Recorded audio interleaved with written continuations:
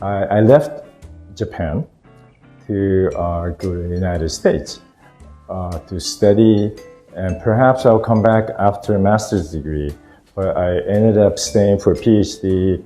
Postdoc and work there for over 20 years.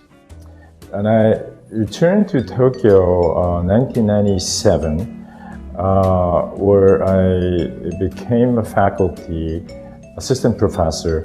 I was asked to teach cross-cultural psychology, educational psychology, almost all the courses in psychology department that I could do. Then I gradually wanted to focus more on my own area of community psychology and social psych and cross-cultural areas for some time. I was able to work with many people from other fields. My colleagues in education, sociology, natural sciences, all these people. So I ended up working in a very interdisciplinary situations where we developed interest in like faculty development. How do we deal with the faculty stresses? So those are the issues above and beyond psychology. I was able to work with many individuals in the community.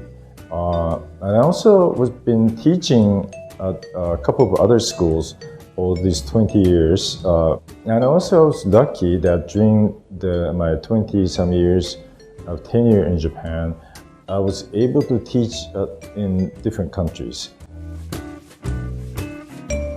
Okay. I was trained as a social psychologist in the US. And as soon as I got my PhD, I got a job, teaching job, and also a research job. 2 years later, I got into the civil unrest in Los Angeles. There's a social event that changed my life to be a community psychologist. And I have no idea what the community psychologist does.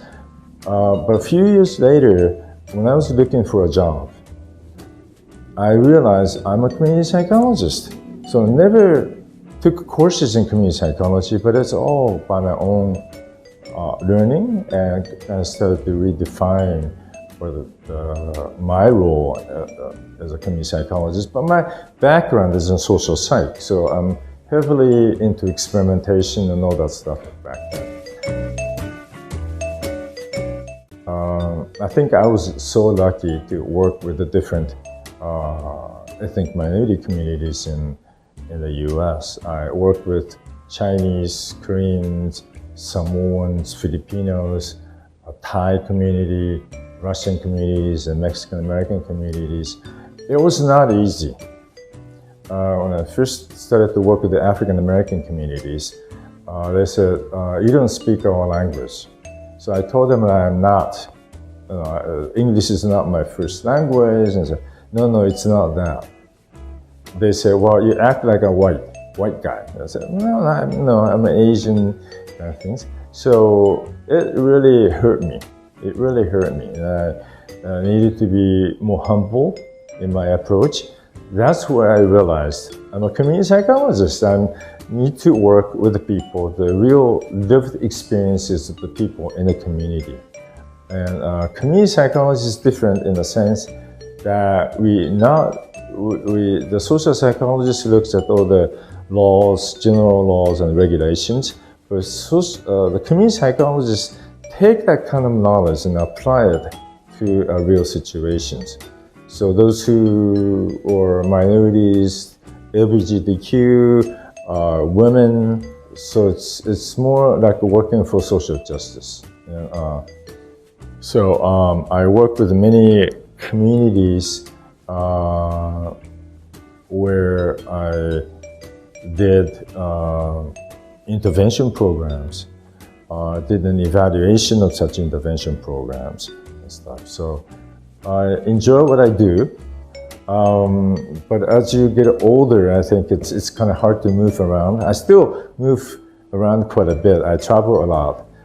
but as one of my students told me this, you're not as active 20, 30 years ago. I said, yeah, it's been 20, 30 years.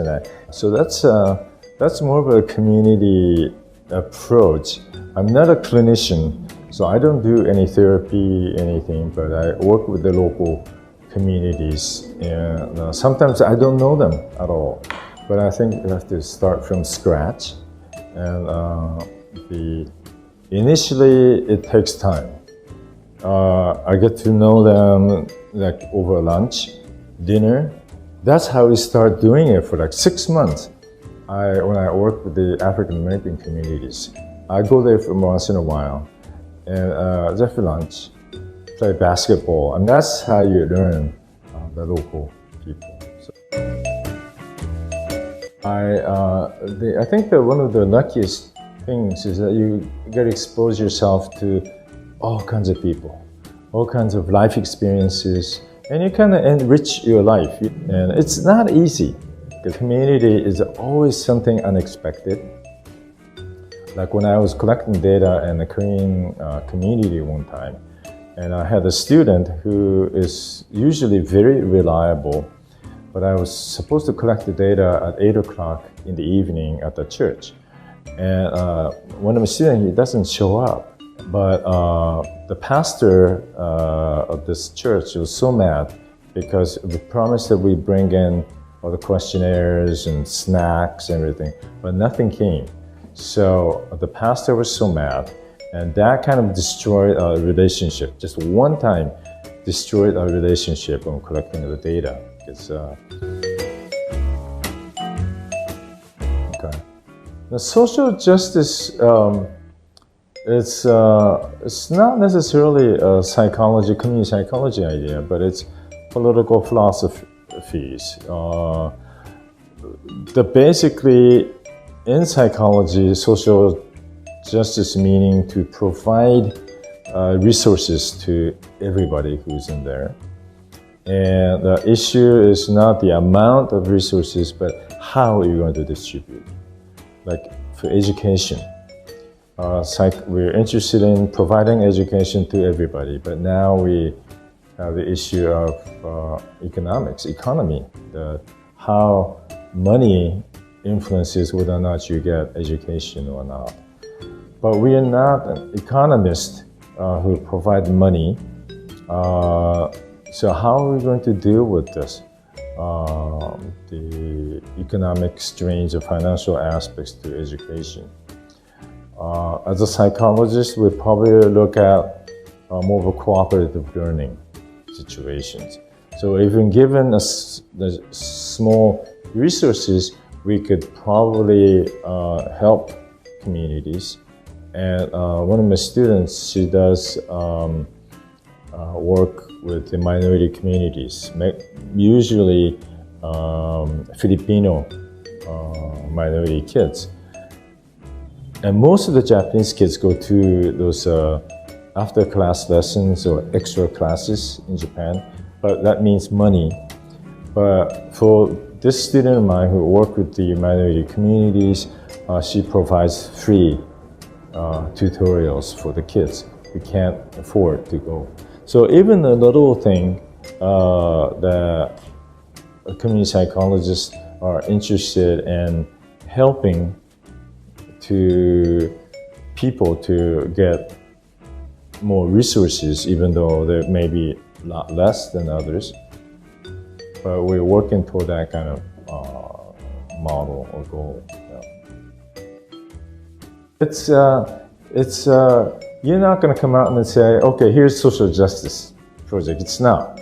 Social justice is really the perspective or value orientations. If you look at the poor community, if you look at the minorities, the kids are not getting education. That's why maybe doing bad in his or her life. But it's social justice meaning is that what do we really want for these kids? Do you want to give them money? No, it's not a social justice issue. We maintain that. If you give them money, that maintains this sort of sense of injustice. Because they always feel that, oh, we are poor. We don't have the money.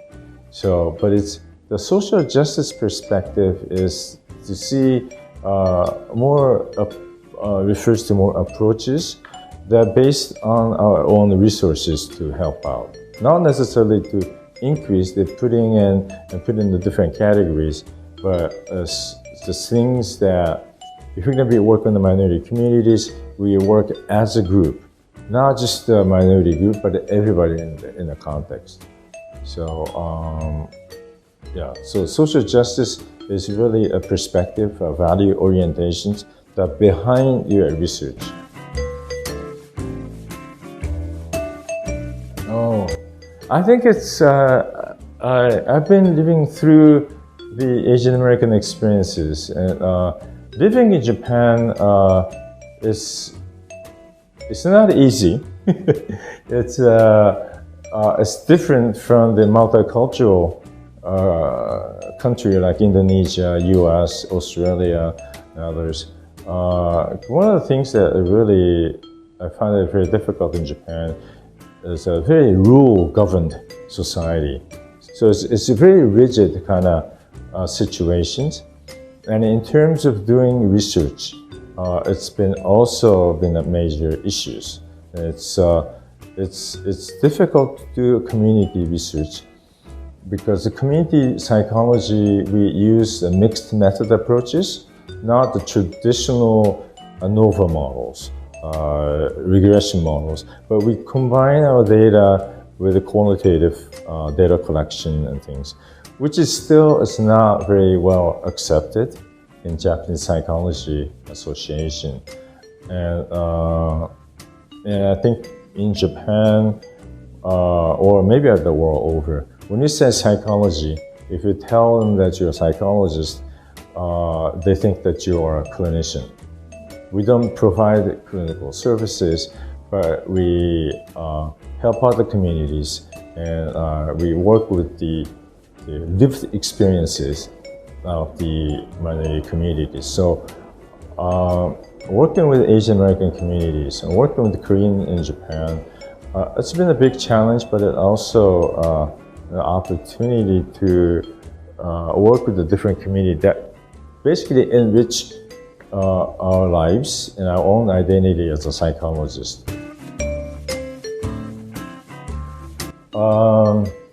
I'm not sure what the situation in Indonesia, the graduate students, but I would just finish up schools. I finish up degrees, higher degrees, and then I used to do a lot of research assistance with the professors. So I worked on different projects, and you won't get paid anything, but I see it as an experience. So you expose yourself a lot, but sometimes the graduate students now say, I have this particular agenda, I wanted to get this done. So, but first you need to learn how to do research. And that's how you kind of, your professor provide apprenticeship for how you do research, how you look at the things, how you look at the issues from a social justice perspective. And it's kind of hard to identify people who have this more social justice perspectives in psychology, because we've been trained not to be bothered by the value or beliefs. And so that's something that if you're lucky, you meet a professor or a professional psychologist who can guide you through. Because you're young, you need to be learning a lot from other people, but by helping and working with the professors. And I used to do a lot of traveling when I was a graduate student with the professors. So go to conferences and meet with other people, and he or she introduces you to someone that he or she knows. Lead and innovate.